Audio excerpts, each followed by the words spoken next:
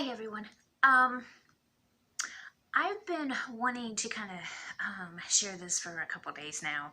I actually came across it over a week ago, and I find it very, very interesting. I got this all from a video from Dr. John Stevenson. I don't know if you watched any of his videos, but this was, I believe, like the first time I've ever watched any of his work, and it completely blew me away. I will be linking the video down in the description box if you want to take a look at it. It is very, very interesting. Now we know, we as children of the Most High, we know that in the Bible there's so many patterns, and that history actually repeats itself over and over and over. It's the same scene, just different players or different actors, different people, however you want to word it.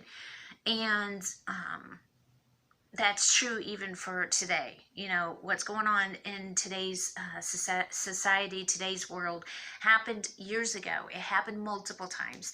And it's just so amazing to sit down and actually really look at it and kind of dissect it and stuff.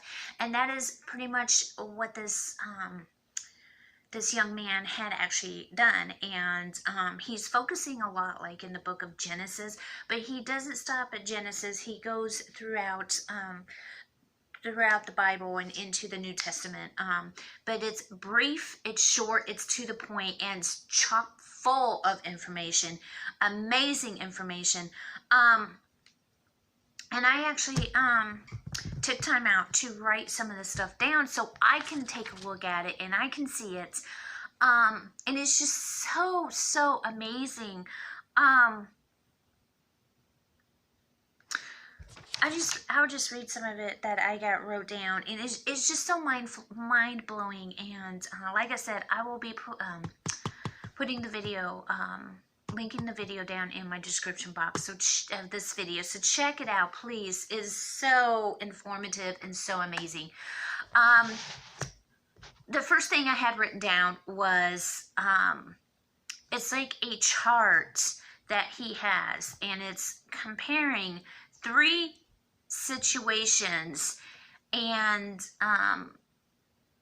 mind you, these are, you know, these are some years apart, and it's just amazing to see the similarities in them. But the chart that he has at the top, the heading, the first one is Jacob deceives Isaac. Then the second one is 10 sons deceive Jacob. And then the last one is Tamar deceives Judah.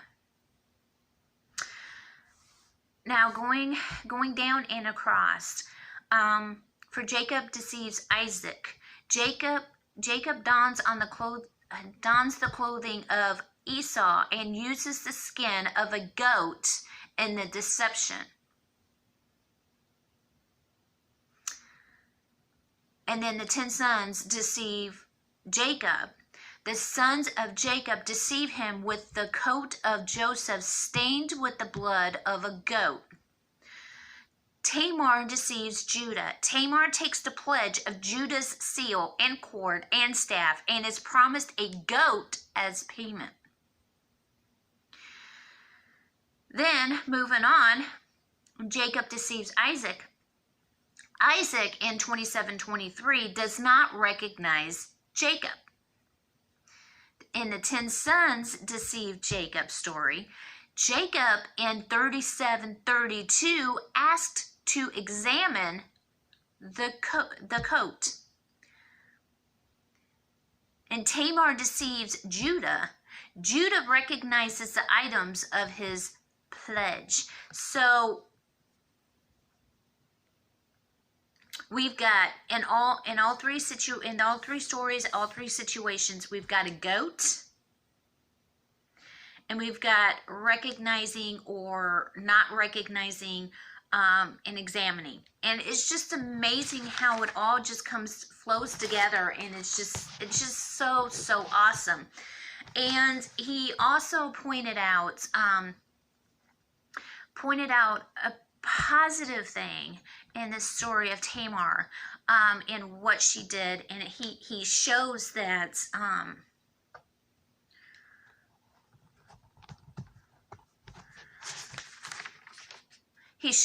Judah did as well. He saw a positive in the whole situation, but he poses the question, what are we to think of Tamar?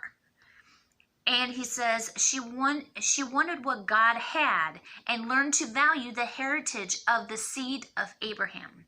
And to me, that's so amazing looking at it from that aspect. Yes, she did a lot of wrong. She really did. But isn't that what we do as well? We do a lot of wrong. And sometimes, we end up doing wrong to get something we're so desperate for, like from God or something. Not to say it's right per se, but it's just amazing seeing this point of view as opposed to the other one. And I just really wanted to point out. Now this next one just completely blew me away. And it's the women in the genealogy of Jesus. And when he broke these down, it was completely mind-blowing. But he starts with Tamar, and he says, with Tamar, she dresses and acts like a prostitute. Rahab is a prostitute. Ruth, a Moabite woman who looks like she's about to act like a prostitute.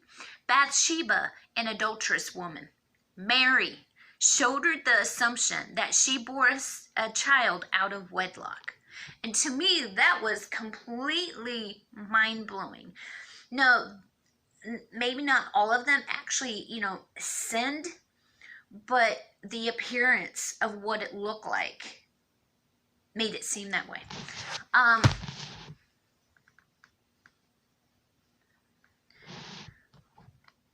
Now, I won't go into the Lot narrative and Judah narrative, the comparison of the two, but it's completely mind-blowing. Like I said, check out his video. But one last thing I wanted to share that I got from this video, and that was the younger brother motif. And it was Seth instead of Cain, Isaac instead of Ishmael, Jacob instead of Esau, Perez instead of Zerah, Ephraim instead of Manasseh. And the point to this is that we have an older brother who has given us his inheritance. And to me, that is so mind-blowing. Just seeing these patterns and seeing all this just really come together. And as I've gone through the Bible multiple times, I saw all these patterns, but I wouldn't be able to sit there and say, hey, this is this and this and this. I'm not quite that good. It takes an incredible amount of studying God's word to get this information and to really dig deep and dissect some of it and see it for what it is, and see the patterns and see history repeating itself. And to me, it was just completely mind-blowing, like I said. And I just wanted to get on here and just share this with you all. And I know especially since I watched that movie, I'm just like, I really want to get even more into his word. Get much more into his word and really start truly understanding it. Like I said, though, I just wanted to jump on here and share this with you all. I just found it completely mind-blowing, and very interesting, and I know I'm not the only one who does. So as always, thank you so much for taking the time out to watch little old me. I know you don't have to, but you see my mug, you click on it, and you take a few minutes out of your day, and I much appreciate it. Also, I want to say too, if you have not clicked the subscribe button, then please do. I ask of you. I mean, if you don't, that's fine, but I'd appreciate it if you did. That would be great, because I try to reach, as many people as God is going to bless me with. And if I get more subscribers, great. If I don't, that's great too. It's completely whatever His will is for me. But definitely pray about everything. Pray about everything, especially I say, and everything in this video and stuff, if you decide to watch his video. But like I said, it's really, really interesting, and it helps to better understand the Bible, and see, even though we may know that there's patterns and histories repeating itself, it helps us to actually see it, and it's, like I said, it's just completely mind-blowing. It's amazing. God is amazing. The Almighty is amazing. Yeshua is amazing. But again, thank you so much. Much love. God bless.